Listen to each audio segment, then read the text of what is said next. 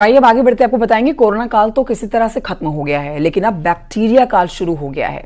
अब इसका खतरा और बढ़ता जा रहा है क्योंकि जापान में एक बैक्टीरिया ने बड़ा आतंक मचाया। ये ऐसा बैक्टीरिया है जो संक्रमण के बाद मरीज को 48 घंटे के अंदर मौत की नींद सुला देता है।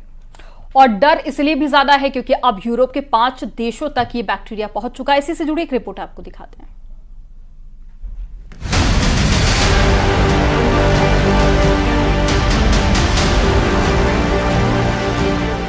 क्या दुनिया एक और कोरोना वायरस जैसी महामारी के लिए तैयार है?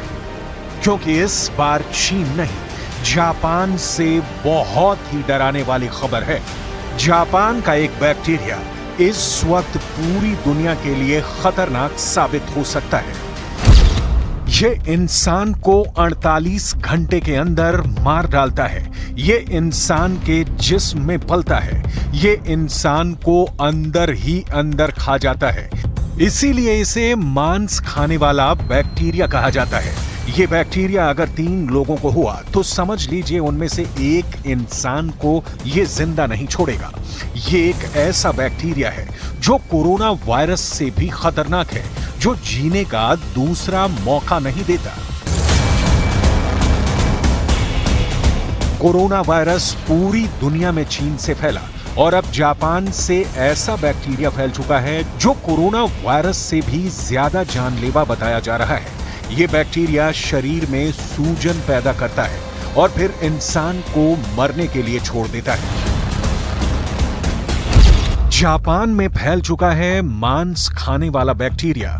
जापान में इस बीमारी का नाम दिया गया है STSS यानी स्ट्रेप्टोकोकल टॉक्सिक शॉक सिंड्रोम। इस बैक्टीरिया से 48 घंटे के अंदर मौत हो जाती है। अब तक जापान में इस बैक्टीरिया के करीब 1000 केस मिल चुके हैं, जो वाकई बहुत फिक्र करने वाली बात है। जापान के अलावा यह बैक्टीरिया यूरोप के 5 देशों तक फैल चुका है। इनमें ब्रिटेन, फ्रांस, आयरलैंड, हॉलैंड और स्वीडन शामिल है। यहां इस बैक्टीरिया ने सबसे ज्यादा बच्चों पर अटैक किया है।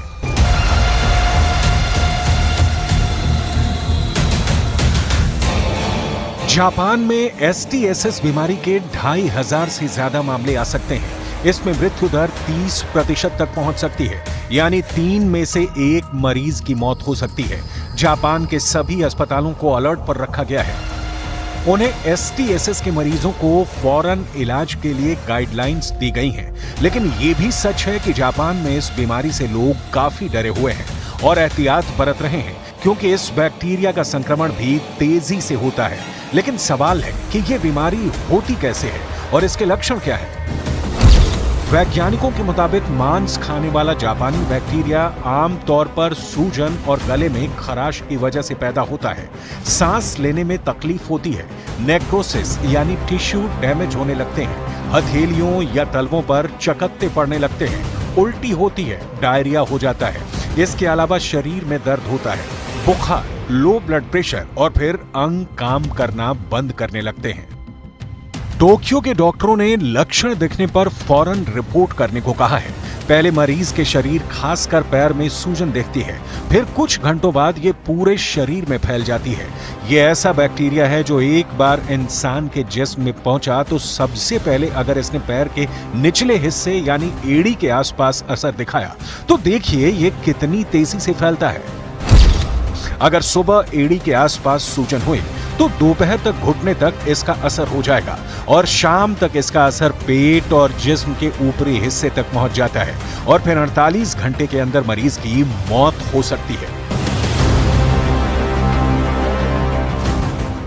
STSS से निपटने के लिए जापान के बाजार में एक वैक्सीन भी मौजूद है जो शरीर में एंटीबायोटिक बनाती है। लेकिन यह लड़ाई आसान नहीं होती, क्योंकि वैज्ञानिकों के मुताबिक ये बैक्टीरिया शरीर में जहरीला पदार्थ पैदा करता है। इससे जलन होने लगती है, फिर ये शरीर में टिश्यू को डैमेज करता है, जिससे सूजन फैलने लगती है। इसके बाद टिश्यू मरीज के मांस को खाने लगते हैं, जिससे तेज दर्द होने लगता है।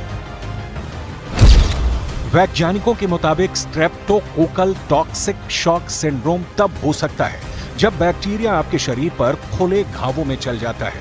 ऐसा सर्जरी के दौरान भी हो सकता है, प्रसव के दौरान होने का खतरा है और महिलाओं पर यह बैक्टीरिया सबसे ज्यादा हमला करता है।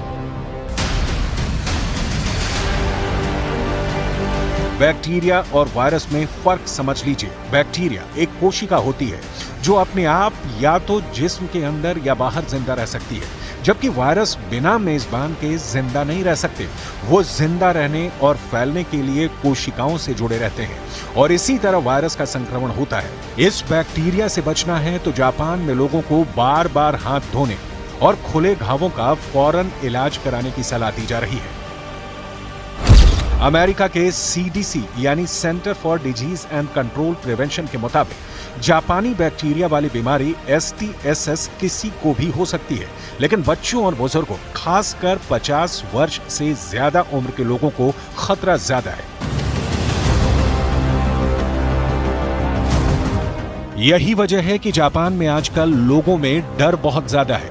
वो कोरोना से हुई तबाही भी देख चुके हैं और अब STSS अगर जापान से बाहर फैला तो बड़ी मुश्किल पैदा कर सकता है। इस वक्त जापान में लोगों को जागरूक करने के लिए कैंपेन चलाए जा रहे हैं। इसमें बीमारी की गंभीरता और खतरों के बारे में बताया जा रहा है। दुनिया पहले ही कोरोना वायरस के सामने घुटने टेक चुकी है, क्योंकि हालात ही ऐसे थे जब दुनिया का एक एक कोना इस बीमारी से लड़ रहा था। विश्व स्वास्थ्य संगठन के मुताबिक 2020 से अब तक यानी जून 2024 तक कोरोना के 77 करोड़ से ज्यादा केस आ चुके हैं। हेल्थ एक्सपर्ट्स के मुताबिक जापान में कोरोना के बाद जिस तरीके की ढील दी गई, उससे STSS के मामलों में इजाफा हुआ है। सिर्फ जापान ही नहीं, कई देशों में ऐसे केस सामने आ रहे हैं। ऐसे में जापान के बैक्टीरिया को लेकर भारत के लिए खतरा क्या है? भारत को किन बातों को ध्यान देना चाहिए, ये सबसे अहम बात है। भारत में इसका कोई केस अब तक रिपोर्ट नहीं हुआ है, इसलिए परेशान होने की जरूरत नहीं है। हाँ, अगर किसी को कोई चोट या खुला घाव है तो उसका सही इलाज जरूर कराएं, क्योंकि संक्रमण न फैले, इसका ख्याल तो हमेशा रखना चाहिए।